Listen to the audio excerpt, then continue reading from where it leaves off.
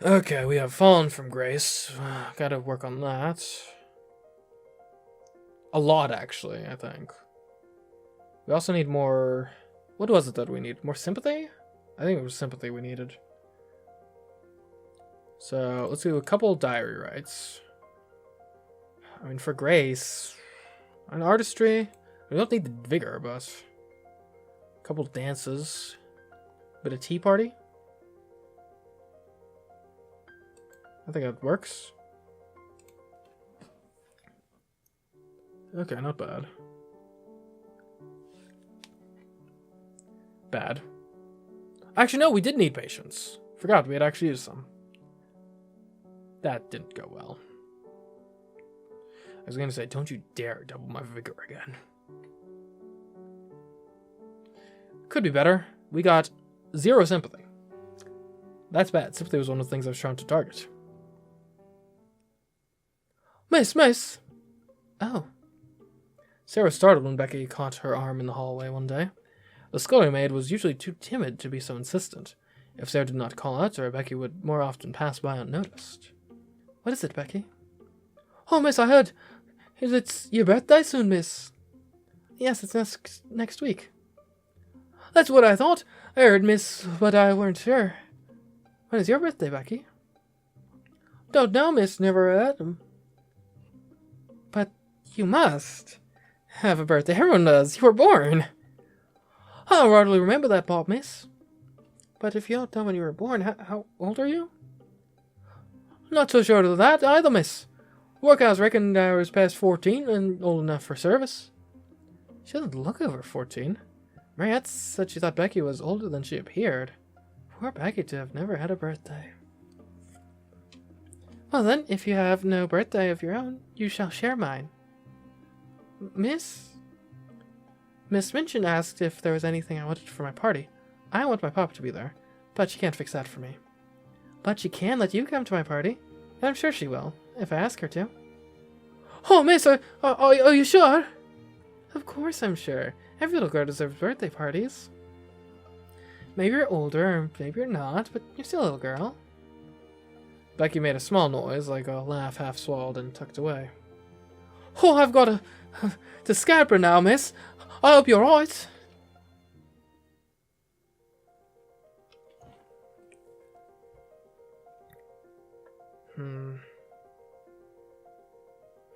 Might as well for Lottie. Because we're going to need to build sympathy up again for Jesse. Anyway. Might as well get that ball rolling.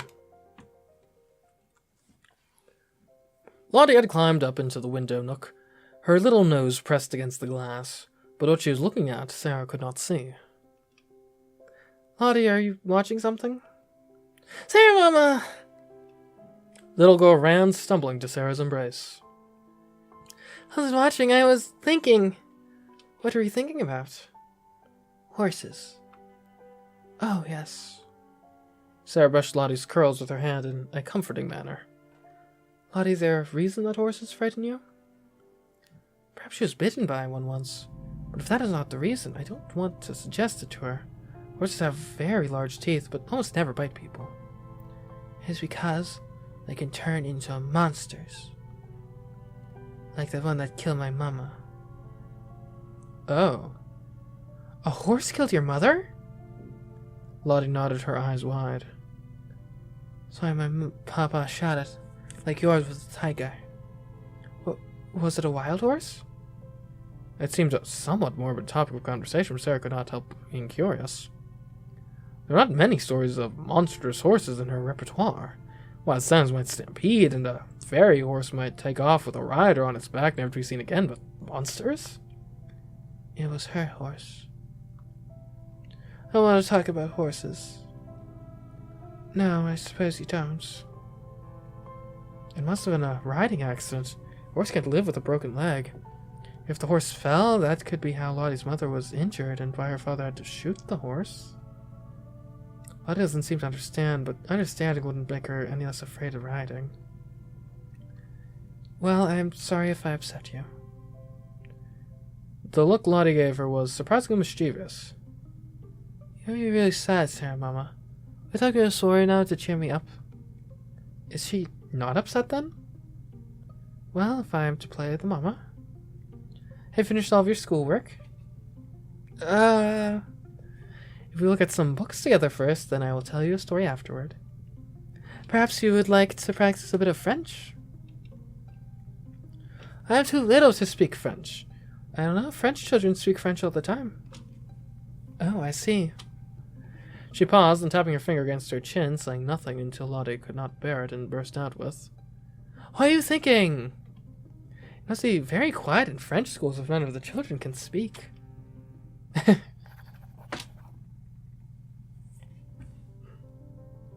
Mademoiselle, you must hold still so that I can see the new dress on you correctly. Oh, pretty. I am sorry, Mariette. I heard a horse's hooves and the sound of wheels, and then they slowed, and I thought perhaps it was a carriage come to call a carriage with my papa. Mademoiselle, hanging your head will not make your papa come any faster. Nor will it help me adjust your dress for the party. Is it wrong to keep hoping, Mariette? I know he never sent word that he could come, but he never sent a letter to say he absolutely couldn't either. I do not think that I can answer that, mademoiselle. Hope is something very personal. Then I think I will. I'll be sad if my birthday comes and my papa isn't here. But if I give up hope, then I would be sad now. I think it'll be easier to be a little sad when I am having a nice party with my friends than to be sad now. I'm sorry, I didn't mean to make it more difficult for you to finish my dress. Sara raises her head and spread out her arms like a little doll. If my papa is to see this, then it must be lovely. And if my papa will not be there, then it should be just as nice to keep up our spirits. Isn't it right, Emily? Mariette laughed to herself, but would not say why. Okay. We need a lot of sympathy. I'm thinking tea party, writing the diary. We could use some grace. Our dance is good for grace. Not much else that we need, but what else is good for grace? And that only works if you already have a lot of vigor. And tea party can provide some grace. I mean, I guess you gotta dance. It's the best way. Although I think we'll do one extra tea party. I really want to focus on sympathy here. And the tea party can also provide grace. Not much, but it's something. Okay.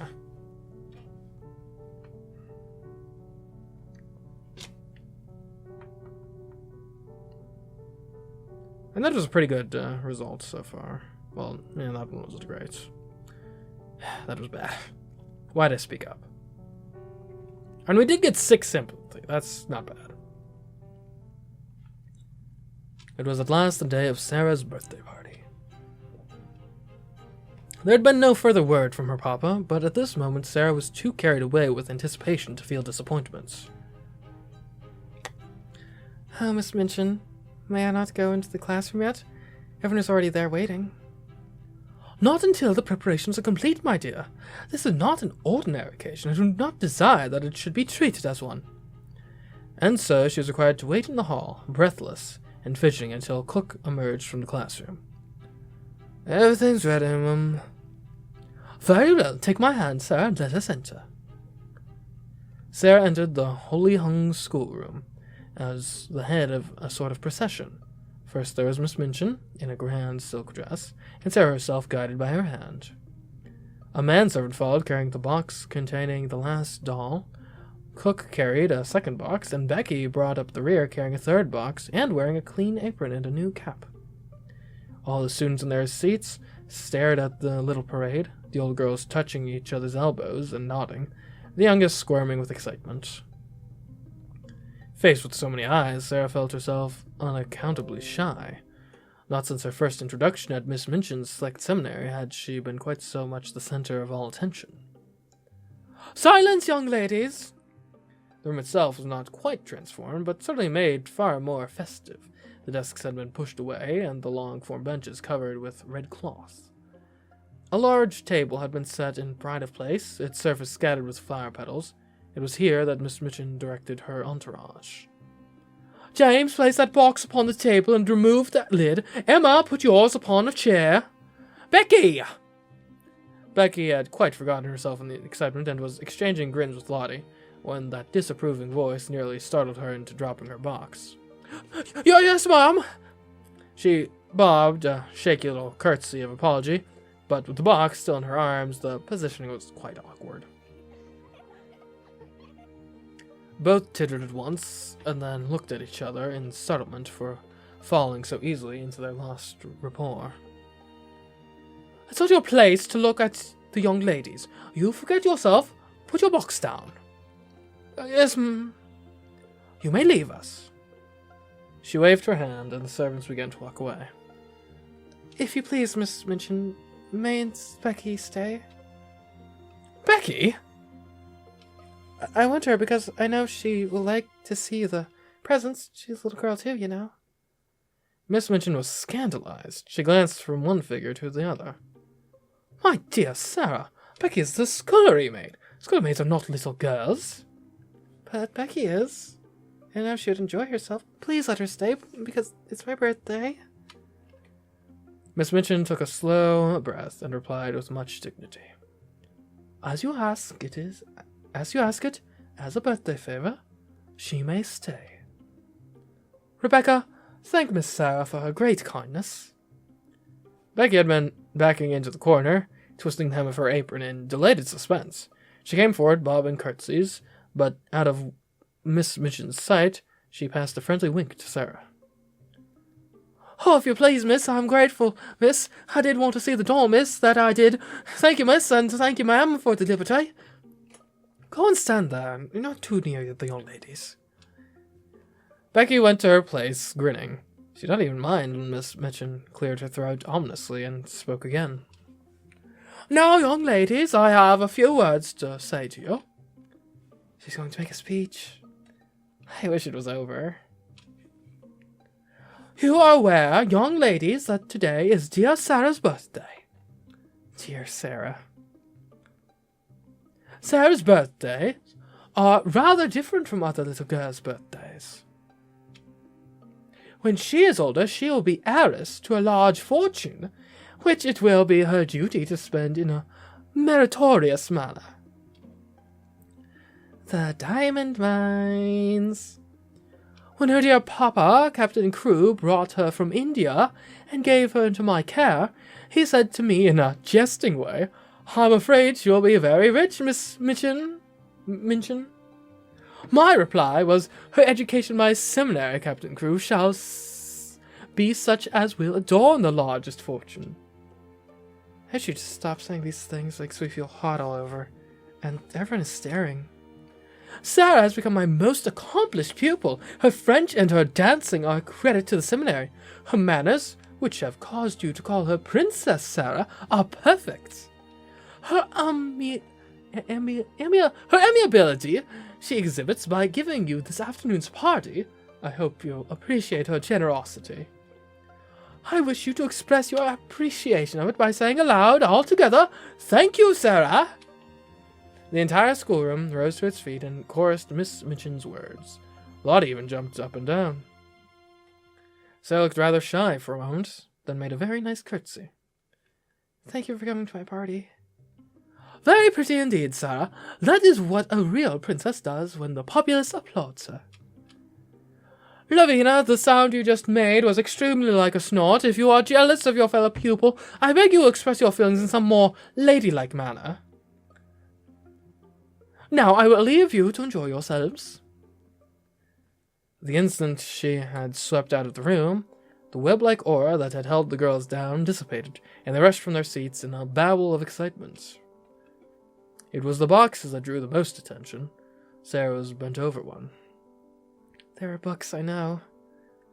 Does your papa send you books for a birthday present? He's as bad as mine. I like them. Looks so exciting. I want to see the doll. For everyone present, though whispered. For everyone present, through whispered rumors, had come to know that a quite magnificent doll was due to appear. Even so, when Sara finally produced the last doll from her box, a number of the girls were struck speechless. It did not seem possible that she could be a doll. She looked only a bit smaller than the youngest students, as if a beautiful child had lain asleep in that box. She is dressed for the theater. Look, her cloak is lined with ermine. Oh, she has an opera glass in her hand, a blue and gold one. Sara drew out the doll's trunk and little golden key which unlocked it. Inside were tray after tray of delightful things. There were lace collars and silk stockings and handkerchiefs. There was a jewel case containing a necklace and a tiara, which looked quite as if they were made of real diamonds. Sara picked up a black velvet hat to perch on the last doll's curls. Suppose she understands human talk and feels proud of being admired. You're always supposing things.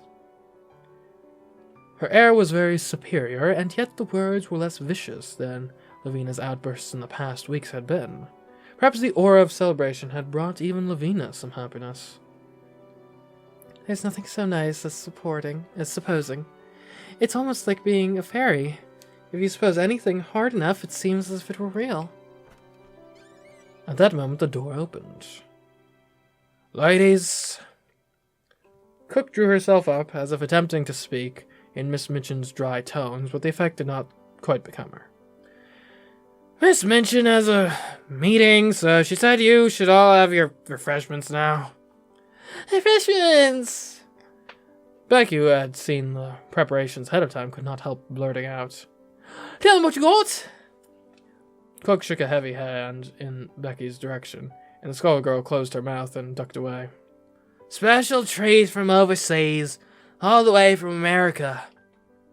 Some kind of bean and spiced tomato sauce, and they put it in cans. Cans, I tell you. How quaint. In her office, Miss Minchin was meeting with a familiar visitor. Good day, Mr. Barrow. I've got a bad feeling about this. Have you come to see the goods? I can assure you that the doll is just as expected. £100. All expensive material and made at a Parisian. Modest. He spent money lavishly enough, that young man. Captain Crewe is a man of fortune, the diamond mine alone. Diamond mines? There are no such things, never were. Miss Minchin stood up from her chair in confusion. What? What do you mean? At any rate, it would have been much better if there were never any. Any diamond mines? I don't understand. Diamond mines spell ruin oftener than they spell wealth. When a man is in the hands of a very dear friend and is not a businessman himself, he had better steer clear of the dear friend's diamond mines. Or gold mines, or any other kind of mines dear friend wants his money to put into. Oh. A risky investment, not a sure thing. The late Captain Crewe. Late Captain Crewe? You have come to tell me that Captain Crewe is... He's dead, ma'am. Died of jungle fever and business troubles combined. The jungle fever might not have killed him if he had not been driven mad by the business troubles. The troubles might not have put an end to him if the fever had not assisted. Captain Crewe is dead. Miss Minchin dropped into her chair again. What? What were his business troubles? Diamond mines and dear friends. And ruin. Ruin? That young man had too much money and spent too freely. The dear friend was mad on the subject of the diamond mine. He put all his money into it.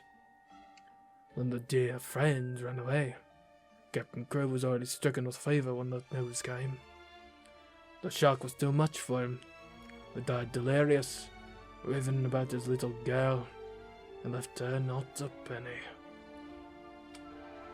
He left nothing? Do you mean to tell me that the child is a beggar? That she is left on my hands, a little pauper instead of an heiress? She is certainly left a beggar, and she is certainly left on your hands, ma'am, as she isn't a relation in the world that we know of.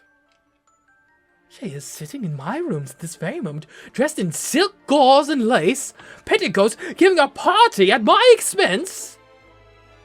She is certainly giving it at your expense, madam, if she's given it. I was always so sure of his payments that I went to all sorts of ridiculous expenses for that child. He made her maid, her carriage. I paid the bills for that ridiculous doll and her ridiculous fantastic wardrobe. I sent you the receipts. Barra and Skipworth are not responsible for anything. There never was the cleanest sweep made of a man's fortune. Captain Crewe died without paying our last bill, and it was a big one. Now Miss Minchin understood, and never had she received such a blow in her life.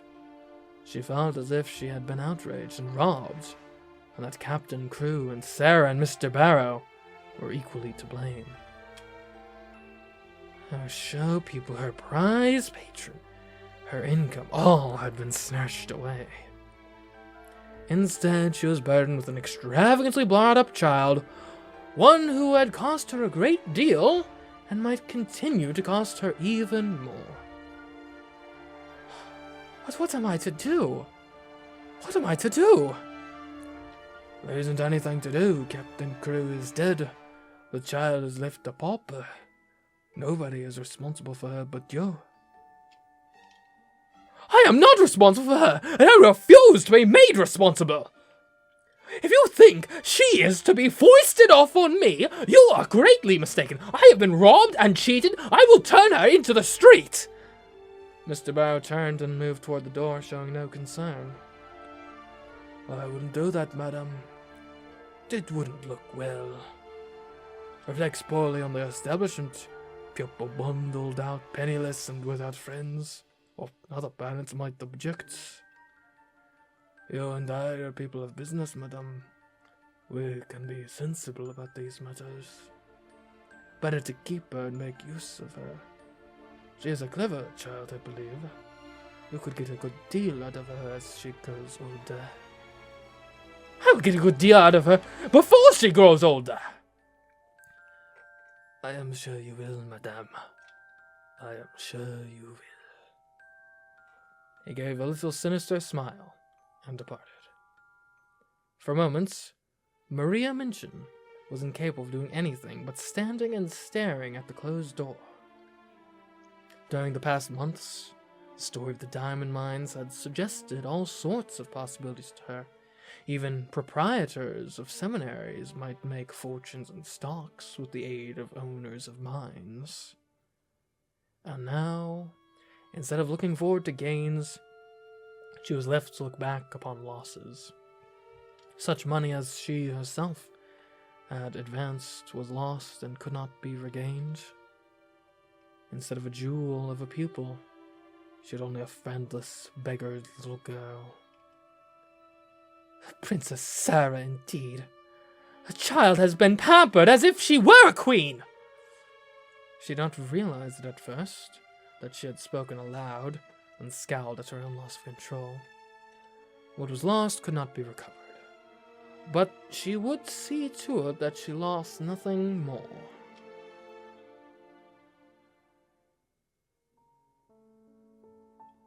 You wanted to see me, Miss Minchin? The older woman ignored Sara's presence completely, turning her gaze to the young Frenchwoman who served as Sara's maid. Mariette, has the girl a black frock in her sumptuous wardrobe? A black frock, madame. She has frocks of every other color. Has she a black one? Mariette's face stiffened as the awful suspicion grew. Yes, but it is too short for her. She has only the old black velvet, and she has outgrown it. Miss Minchin, what has happened? You do not speak until you are spoken to. Bring the black dress out at once. Whether it is too short or not, she is done with finery. Yes, madame. Sara did not speak. She could not. Her entire body was frozen in place. Her eyes seemed to get bigger and bigger, and she went quite pale. Captain Crewe is dead. He has died without a penny. This spoiled, pampered, fanciful child is left a pauper on my hands. You, Sara, take off that preposterous gauze, change into the black dress, and meet me in the office. And you, Mariette, you are employed on the authority of Captain Crewe, and your wages were his responsibility, not mine. As he has left us with nothing, there is nothing left for you. Your employment is hereby terminated. Remove yourself from this establishment at once. Well, this almost couldn't be going worse. Mariette walked heavily down the stairs. A bevy of frightened, confused faces looked up at her, the students of the party which had been so suddenly called to a halt. Oh, Mariette, what has happened? Oh, Demon, Chemin. What? I don't understand. Sara's papa is dead. She has nothing. I have nothing. What? Nothing? It is all over. I am leaving. The girls who remained were too shocked to prevent Mariette's angry exit. Sara, Mama. I can't believe it. That was your mistake. I'll speak to Miss Minchin at once. Lavina? Get out of my way, you clod. Lavina shoved the other girl aside. Ermengarde could not find the will to resist her. It was all too terrible and too certainly true. What will happen now? Will Miss Minchin make her leave, too? Becky's legs would no longer hold her. She fell into a heap on the floor, her kerchief sliding loose, and sobbed as if her heart would break. It's exactly like the ones in the stories, them poor princess ones, and was drove into the world.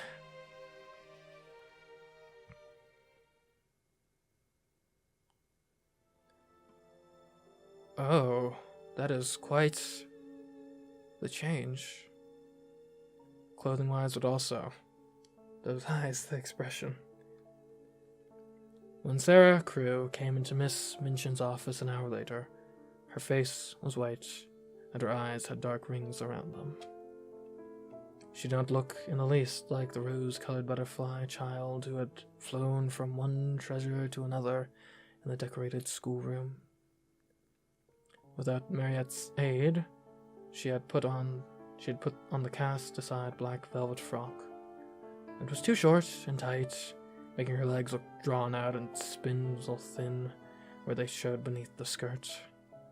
She clutched Emily tightly in one arm, the doll's face covered by a scrap of discarded black lace for a mourning veil. Put that doll down. What do you mean by bringing it here? It should have been left in the room along with all the other things that are no longer yours. She is all I have. My papa gave her to me. Before I came to school, I will not put her down. You have no time for dolls in the future. Everything will be different now. Do you quite understand matters? Yes. My papa is dead. He left me no money. I am quite poor. You are a beggar. It appears that you have no relations, and no home, and no one to take care of you. What are you staring at? Are you stupid that you cannot understand? I tell you that you are quite alone in the world unless I choose to keep you here out of charity. I understand. That ridiculous French doll and her other nonsensical, extravagant things. I actually paid the bill for that, for her. The last doll. Last doll indeed! And she is mine, not yours. Everything you own is mine. Please take it away from me, then. I do not want it. Don't put on airs with me. You are not a princess any longer. You keep only your oldest and plainest clothes, and the rest will be sold. You are like Becky. You must work for your living. What can I do? You can do anything you are told. If you make yourself useful, I may let you stay here. You will run errands and help in the kitchen, as well as in the schoolroom. If you don't please me, you will be sent away. Remember that.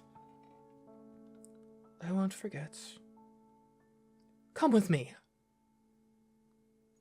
Miss Minchin led Sara along the hall past her own beautiful, comfortable rooms, stopping at a narrow staircase leading upward. Your rooms will be given to another boarder. You are to sleep in the attic next to Becky. Sara stood still.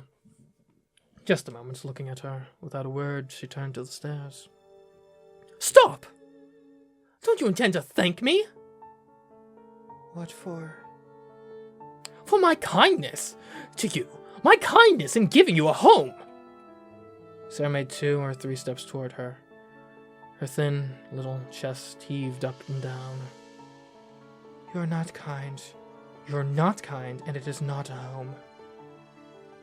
Before Miss Minchin could stop her, she turned and ran up the narrow stairs. When she reached the attic door and opened it, her heart gave a dreary little thump. It was another world. The room had a slanting roof. It was whitewashed, but the whitewash was dingy and had fallen off in places. There was a rusty gate, an old iron bedstead, and a hard bed covered with faded coverlets. Some pieces of furniture too worn to be used downstairs were stored here, out of sight. Under the dull illumination from the skylight in the roof, there stood an old, battered red footstool. Sara went to it and sat down. She seldom cried. She did not cry now. She laid Emily across her knees and stared at her impassive doll face. I wish she could talk. If she could speak. If she could speak. But Emily did not make a sound, and neither did Sara. Sara sat in silence for some time until there came a low tap on the door.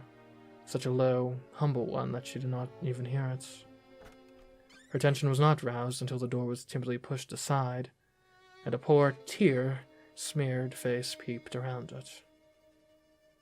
Oh, miss.